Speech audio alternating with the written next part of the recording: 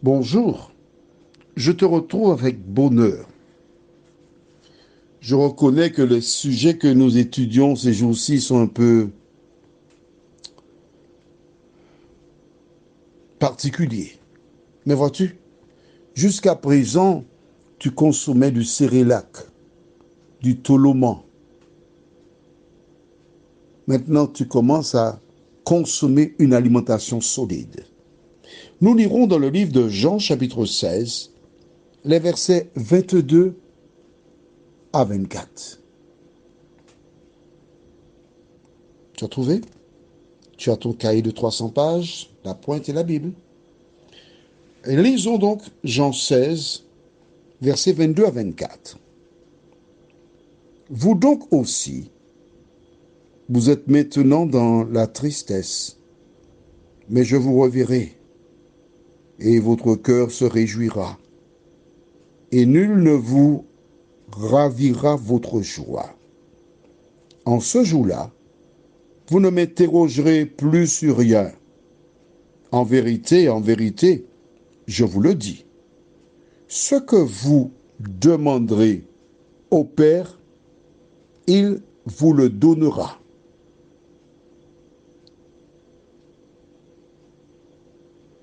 En mon nom.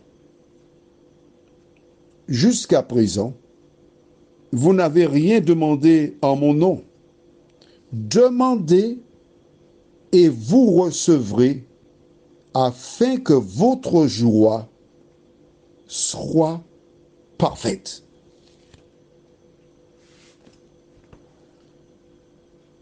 As-tu noté ce que Jésus, c'est pas Pierre qui parle là, c'est Jésus. Hein? Il dit demandez, la fin de verset 24, demandez et vous recevrez. À quelles conditions?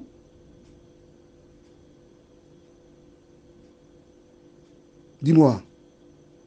La fin du verset 23. Ce que vous demanderez au Père, il vous le donnera en mon nom. Aux Antilles, il y a quelque chose que nous appelons filon, ou encore en français on peut dire une faveur. Quand tu connais quelqu'un, quelque part, dans une administration ou autre, cette personne-là te fait une faveur, un filon. Tu as besoin d'un rendez-vous urgent avec un médecin, il n'y a pas de place. Mais quand tu connais la secrétaire, il y a de la place. Parce qu'on connaît la secrétaire. Jésus dit que ce que nous demandons en son nom, il n'a pas dit au nom des apôtres. Il n'a pas dit au nom de Marie. Il n'a pas dit au nom de Joseph. Il a dit en mon nom. Vous l'accorderez. Si tu écoutes les audios depuis fort longtemps, tu as noté que toutes les fois que je prie, j'achève toujours au nom de Jésus et pour ta gloire éternelle. Amen. Tu ne savais pas pourquoi? Eh bien voilà, c'est pour ça. Parce que Jésus a dit que je demande en son nom, il exauce. Alors je demande tout au nom de Jésus. Je vais imaginer l'affaire. Quand j'étais adolescent, jeune adolescent, aux alentours de 13 ans, 12-13 ans, ma soeur me demanda d'aller prendre des canettes chez un ami. Nous habitions à Fort-de-France, l'immeuble juste derrière le fast-food qui est pas loin euh, de, de Carrefour. Carrefour, avant c'était Monoprix, Euromarché, etc. Premier immeuble derrière la maison qui vend des fruits de place très connus. Et l'ami habitait sur la route des religieuses. Alors, il y a un raccourci qui consistait à passer, à l'époque, il n'y avait même pas de passerelle, on traversait directement la rocade, il n'y avait pas autant de voitures, c'est vrai. Il n'y a pas de mur entre les deux voies, c'est vrai. Et en passant par Renéville, on arrivait sur la route des religieuses. Et là, il m'a donné un sachet de Kinect. Pourquoi? ma sœur m'a dit que tu vas donner les kénettes. Et je suis parti avec les kénettes.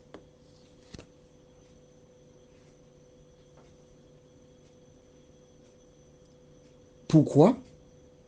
Parce que l'ami de ma sœur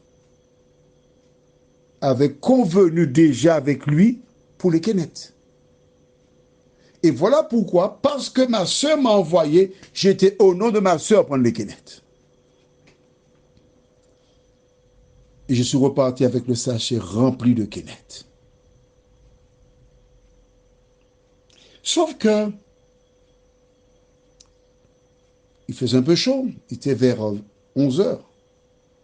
J'ai dit, je vais goûter une kénette. Une seule kénette. Je n'avais pas achevé de la déguster que j'avais déjà perdu le goût, ce qui m'incita à prendre encore une nouvelle kénette. Je ne te dis pas le nombre de kénettes qui restaient dans le sachet quand je suis arrivé à la maison. Mais ce que je voudrais te dire, c'est que j'ai reçu les kénettes de l'ami de ma sœur parce que je lui ai dit, ma sœur m'a envoyé prendre les kénettes. C'est ça l'autorité. Toutes les personnes qui se disent enfants de Dieu, qui lisent la parole, n'ont aucune difficulté à comprendre que le laisser-passer qui nous a été accordé, c'est le nom de Jésus-Christ. Parce qu'il n'y a aucun autre nom sur la terre par lequel nous sommes sauvés. Le nom de Jésus-Christ, c'est la signature du courrier que tu as rédigé. Quand tu fais un courrier, tu signes. Quand je reçois un courrier, la première chose que je fais, c'est de regarder la signature. Quand il n'y a pas de signature, poubelle, directement. C'est une lettre anonyme où la personne ne s'est pas identifiée, ça n'a aucune valeur. Nous, lorsque nous allons à Dieu, il ne nous connaît pas.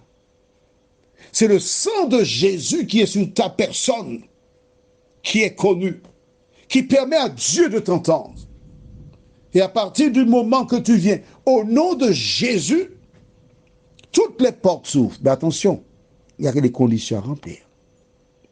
Parce que la Bible déclare, si quelqu'un prononce le nom du Seigneur, qu'il s'éloigne de l'iniquité ou encore du péché.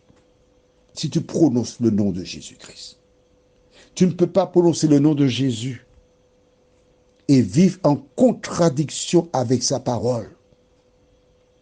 Tu ne peux pas prier au nom de Jésus et faire souffrir des gens. Tu ne peux pas parler de Jésus et priver tes ouvriers de ce dont ils ont droit. C'est seulement lorsque tu es en règle avec Jésus, lorsque tu t'engages à vivre selon sa parole, que tu peux aller et demander en son nom. Prions. Notre Seigneur et notre Dieu, un grand nombre de communautés religieuses poussent comme des champignons. Partout, on parle de Jésus.